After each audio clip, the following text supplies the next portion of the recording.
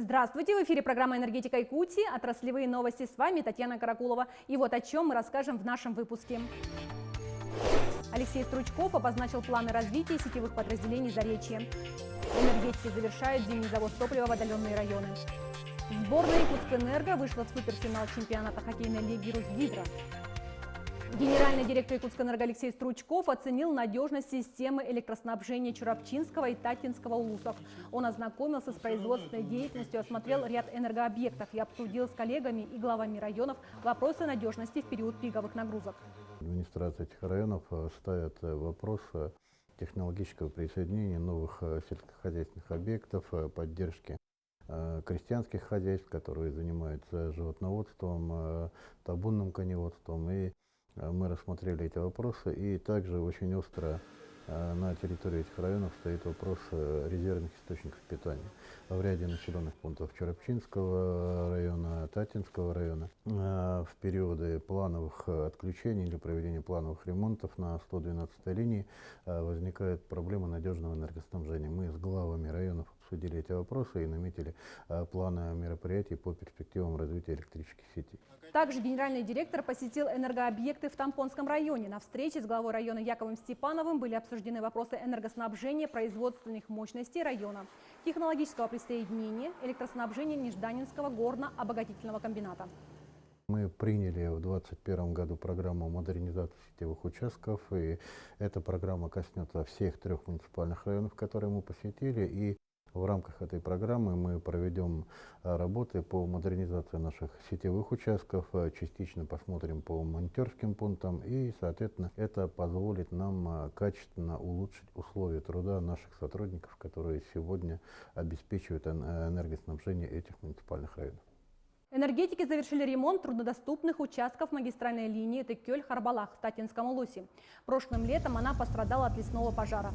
Тогда энергетики в оперативном порядке установили временные опоры, чтобы как можно скорее восстановить электроснабжение населенных пунктов, нарушенные стихией. И только сейчас с полным промерзанием болотистой почвы стало возможным проведение работ на труднодоступных участках. Магистральная линия общей протяженностью более 45 километров обеспечивает электроснабжение населенных пунктов Харбалах, Чичимах, Чимна и Татинского улуса, в которых проживает 2300 человек. Энергетики завершают зимний завоз топлива в отдаленные районы. Работа ведется по графику, а это значит, что дизельные электростанции и котельные смогут бесперебойно работать до следующего автозимника. Подробности у Дмитрия Макарова. Этот участок дороги проложен по руслу реки Лены. Для жителей окрестных сел Хангаласского улуса автозимник – единственная связь с внешним миром. Водитель бензовоза Владимир Политинский приехал в Чкалов. Здесь он выгрузит топливо для местной электростанции. Я вчера вечером выехал в Якутска, там в Покровске ночевал, и утром вот где-то 10 уже Чкалов подъехал. Там на дороге здесь на стоянке покушал. Все.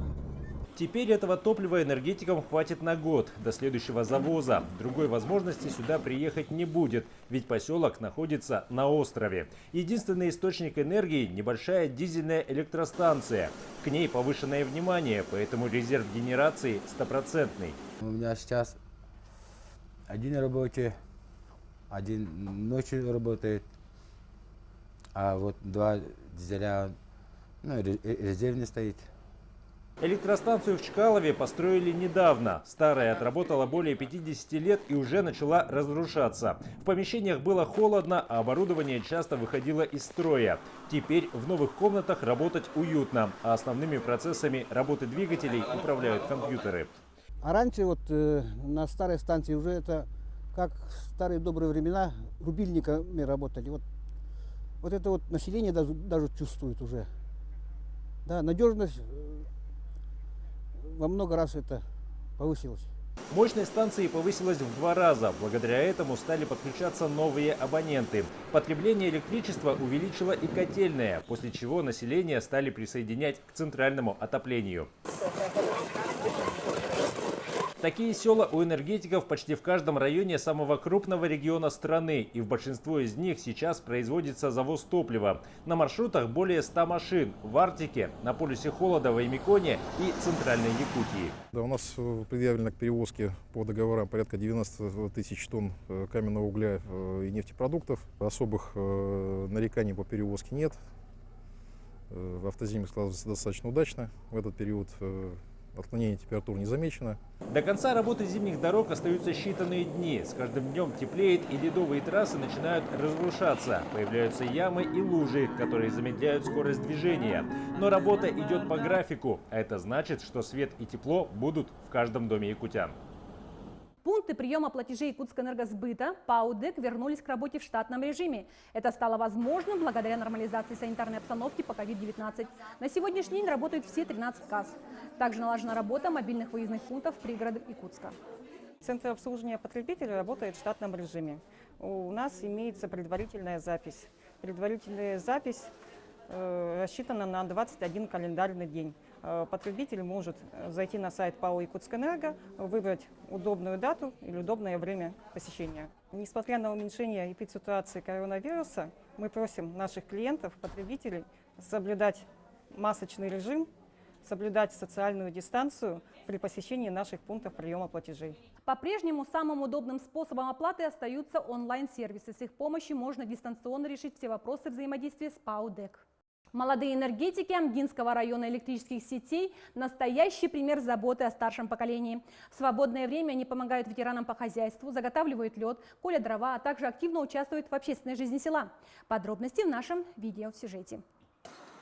Они не любят тратить свободное время, сидя перед телевизором. В свои выходные молодые энергетики с удовольствием помогают нуждающимся. Сегодня складывают лед во дворе ветерана предприятия Ильи Филипповича Синицына. Самому такая работа уже не по силам. Работники РЭС следят за своими ветеранами, помогают им во всем. За это я хочу их поблагодарить. Эта команда энергетиков Амгинского района электрических сетей, пожалуй, известна в каждом доме села. Помощи никому не отказывают, даже первоклассникам. Кроме того, занимаются культурной деятельностью, возглавив молодежную организацию «Батыс». У нас в РЭСе ЦПО, цех организации, 7 молодых людей, специалистов активных. Мы в год планируем планы мероприятий. Не отстают от молодежи и их руководители. Главный инженер Амгинского РЭС Дмитрий Кузнецов после процедуры закаливания приступает к приготовлению мясных полуфабрикатов. Сегодня он крутит фарш для многодетных. Мясо собственного жеребенка раздает бесплатно. Сперва было это непонятно, сейчас уже привыкли, наоборот, заявки дают. Вот тем-то надо помочь, тем-то надо помочь. Ага. Ну, обычно мясо. Старается сделать качественно, даже мясорубка ручная. Так, говорит, вкуснее.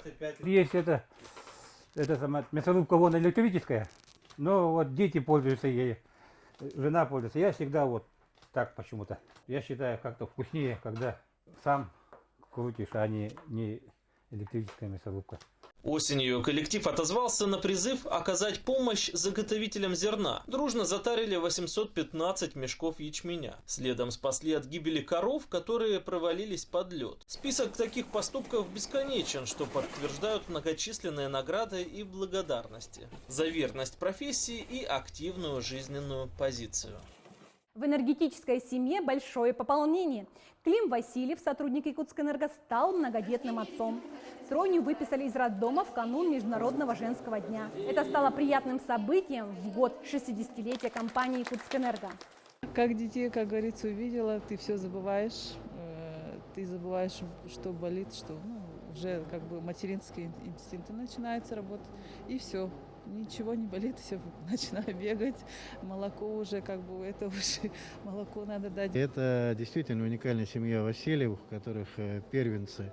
Это 2 мальчишек, и вот сейчас родилась тройня, 2 мальчишек и 1 девочка. И, конечно же, это очень такое волнительное и радостное для нас всех событие. И мы хотели бы от всего коллектива Якутскэнерго, от имени руководства нашей компании поздравить семью Васильевых с этим радостным событием и, конечно же, пожелать им прежде всего здоровья. Новорожденных по традиции семьи назвали на букву А. Старший Айхал самый активный. Братик Арылхан спокойный, даже не плачет. А Неля подросла больше всех. Сборная Якутскэнерго вышла в суперфинал чемпионата хоккейной лиги Росгидро. Такой результат завершающей игры группового этапа «Дивизион Восток». Прошел он в Красноярске на ледовой арене «Рассвет». Первую игру проиграли, ДРСК вели в счете, в итоге проиграли, пришлось собраться, в общем-то, все хотели победить, команда молодцы просто.